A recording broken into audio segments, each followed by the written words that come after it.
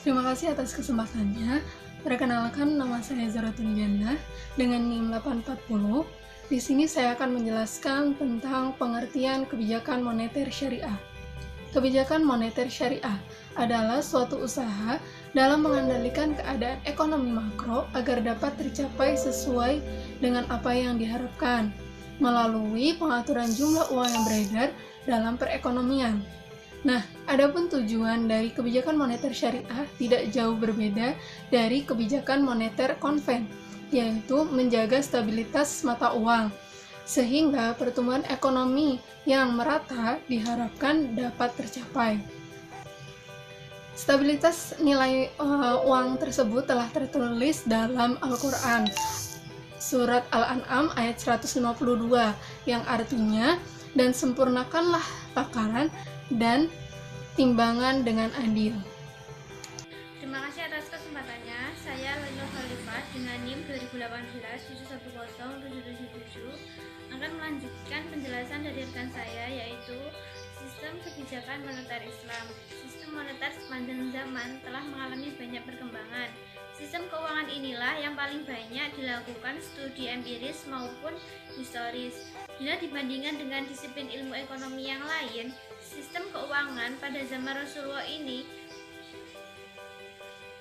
digunakan bimetalik standar, yaitu emas dan perak, atau pada zaman tersebut disebut dengan dinar dan dirham, karena keduanya merupakan alat pembayaran yang sah dan beredar di masyarakat. Nilai tukar emas dan perak pada masa Rasulullah ini relatif stabil dengan nilai kurs dinar dirham 1:10. Namun demikian, stabilitas nilai kurs pernah mengalami gangguan karena adanya disequilibrium antara supply dan demand. Misalkan pada masa pemerintahan Umayyah, rasio kurs antara dinar dirham yaitu 1:12, sedangkan pada masa Abbasiyah berada pada kisaran 1:15. Di samping nilai tukar pada dua pemerintahan ini, pada masa yang lain nilai tukar dinar dan dirham mengalami berbagai fluktuasi dengan nilai paling rendah pada level 1:35 sampai dengan 1:50. Instabilitas dalam nilai tukar uang ini akan mengakibatkan terjadinya bad coins to drive to good coin out of circulation, atau uang kualitas buruk akan menggantikan uang kualitas baik. Dalam literatur konvensional, peristiwa ini disebut dengan sebagai hukum Gresham, seperti yang pernah terjadi pada masa pemerintahan Bani Mamluk, di mana mata uang logam yang beredar terbuat dari fulus atau tembaga mendesak keberadaan uang logam, emas, dan perak. Peristiwa ini terjadi bila uang dari jenis dirham dan dinar menghilang dari peredaran karena adanya perbedaan nilai kurs dengan daerah lain. Sebagai contoh, bila kurs di wilayah Mamluk akan dibawa ke daerah lain yang dapat ditukarkan dengan 25 fulus. Tentu saja perbedaan ini akan mengakibatkan emas di peredaran akan menghilang. Oleh Ibnu Taimiyah dikatakan bahwa dengan kualitas rendah akan menendang keluar uang kualitas baik. Lalu perkembangan emas sebagai standar dari uang beredar mengalami 3 evolusi. Di antaranya adalah yang pertama, the good coin standard, di mana logam emas mulia sebagai uang yang aktif dalam peredaran. Lalu yang kedua, the gold bullion standard, di mana logam emas bukanlah alat tukar yang beredar, namun otoritas moneter menjadikan logam emas semacam parameter untuk menentukan nilai tukar uang yang beredar. Lalu yang ketiga, the good exchange standard, di mana otoritas moneter menentukan nilai tukar domestic currency dengan foreign currency yang mampu di-backup secara penuh oleh cadangan emas yang dimiliki. Dengan perkembangan sistem keuangan yang dimiliki pesat telah memunculkan uang fidusiar atau kredit money, yaitu uang yang keberadaannya tidak di backup oleh emas dan perak. Assalamualaikum warahmatullahi wabarakatuh. Terima kasih atas kesempatannya. Saya Olivia Rahma dengan NIM 2018-710-807. Di sini saya mau menjelaskan instrumen kebijakan moneter syariah. Itu ada 7. Yang pertama ada reserve ratio, adalah suatu persentase tertentu dari simpanan bank yang harus dipegang oleh bank sentral. Misalnya 5%. Jika bank sentral ingin mengontrol jumlah uang beredar, dapat menaikkan RR, misalnya 5% menjadi 20%. Yang dampaknya, sisa uang yang ada pada komersial bank menjadi lebih sedikit, dan begitu juga sebaliknya. Yang kedua ada moral suasion. Bank sentral dapat membujuk bank-bank untuk meningkatkan permintaan kredit sebagai tanggung jawab mereka ketika ekonomi berada dalam depresi. Dampaknya, kredit dikucurkan, maka uang yang dapat dipompa ke dalam ekonomi. Yang ketiga ada lending ratio. Dalam ekonomi Islam tidak ada istilah lending atau meminjamkan. Lending ratio dalam hal ini berarti qardul hasan atau pinjaman kebaikan. Dan yang keempat ada refinance ratio. Itu adalah sejumlah proporsi dari pinjaman bebas bunga. Ketika refinance ratio meningkat, pembiayaan yang diberikan meningkat, dan ketika refinance ratio turun, bank komersial harus hati-hati karena mereka tidak didorong untuk memberikan pinjaman. Yang kelima ada profit sharing ratio. Ratio bagi keuntungan atau profit sharing ratio harus ditentukan sebelum memulai suatu bisnis. Bank sentral dapat menggunakan profit sharing ratio sebagai instrumen moneter, di mana ketika bank sentral ingin meningkatkan jumlah uang beredar, maka rasio keuntungan untuk nasabah akan ditingkatkan. Dan yang keenam ada Islamic sukuk, adalah obligasi pemerintah, di mana ketika terjadi inflasi, pemerintah akan mengeluarkan sukuk lebih banyak sehingga uang akan mengalir ke bank sentral dan jumlah uang beredar akan terreduksi. Jadi, sukuk memiliki kapasitas untuk menaikkan atau menurunkan jumlah uang yang beredar. Dan yang terakhir ada government investment certificate, penjualan atau pembelian sertifikat bank sentral dalam kerangka komersial. Disebut sebagai treasury bills. Instrumen ini dikeluarkan oleh Menteri Keuangan dan dijual oleh bank sentral kepada broker dalam jumlah besar, dalam jangka pendek dan berbunga meskipun kecil.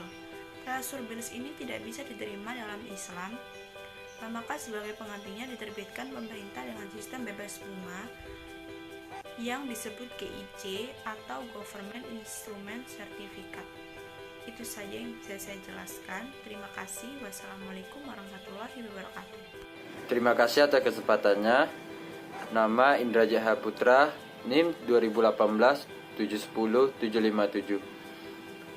Di sini saya akan menjelaskan sedikit tentang implementasi instrumen kebijakan moneter syariah. Adapun implementasinya yaitu ada 3. Yang pertama, giro wajib minimum atau GWM adalah kewajiban bank dalam rangka mendukung pelaksanaan prinsip kehati-hatian perbankan prudential banking serta berperan sebagai instrumen moneter yang berfungsi mengendalikan jumlah peredaran uang.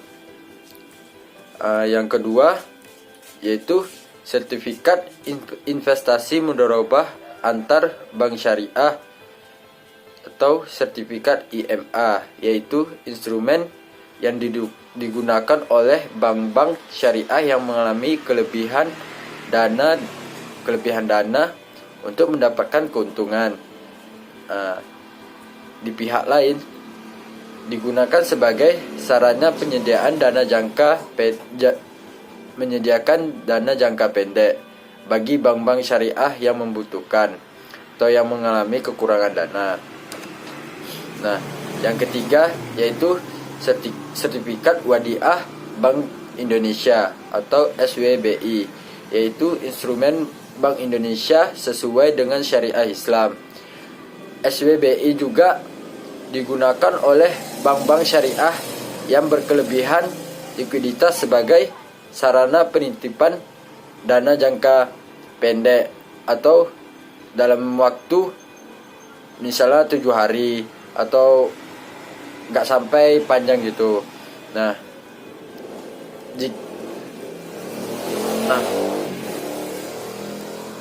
adapun pembayaran atau pelunasan dalam SWBI dilakukan melalui debit atau kredit rekening giro di Bank Indonesia.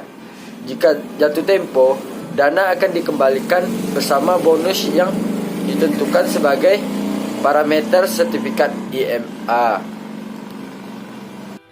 Baik, terima kasih atas kesempatannya. Di sini saya akan membahas tentang manajemen moneter Islam.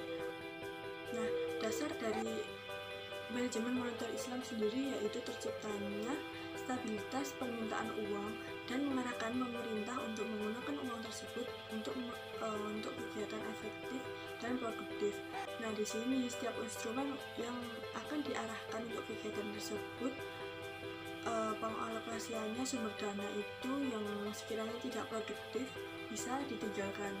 Nah, di sini juga sesuai dengan ajaran Islam, manajemen moneter yang efisien, yang adil, tidak berdasarkan dengan mekanisme bunga atau riba.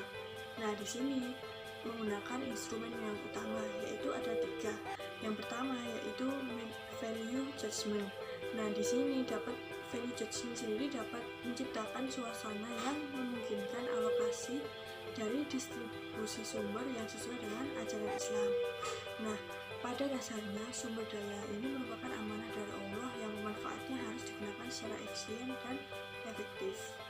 Yang kedua yaitu kelembagaan yang berkaitan dengan kegiatan sosial dan ekonomi. Dan di sini juga bisa meningkatkan efisiensi dalam pemanfaatan sumber yang ada. Yang ketiga yaitu mekanisme lembaga perantara keuangan yang beroperasi dengan sistem bagi hasil, yaitu dengan profit loss sharing.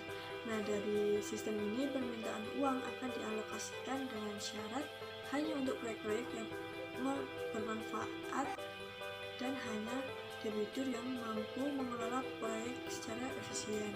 Nah, di sini yang ada persyaratan yang diharapkan untuk meminimalisir permintaan untuk pemanfaatan yang tidak berguna. Nah, selain itu dapat menciptakan masyarakat yang memiliki jiwa kewirausahaan sekalipun golongan yang tidak mampu. Nah, dari sini pun kegiatannya bisa menghasilkan output luasan kesempatan kerja dan pemenuhan kebutuhan pasar. Nah, yang terakhir ini untuk menciptakan keseimbangan antara permintaan uang dan penawaran.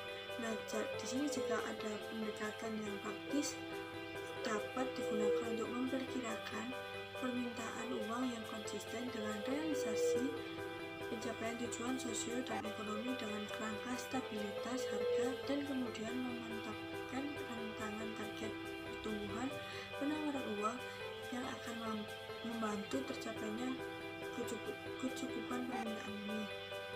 Sekian presentasi dari kelompok kami, kurang lebihnya mohon maaf. Wassalamualaikum warahmatullahi wabarakatuh.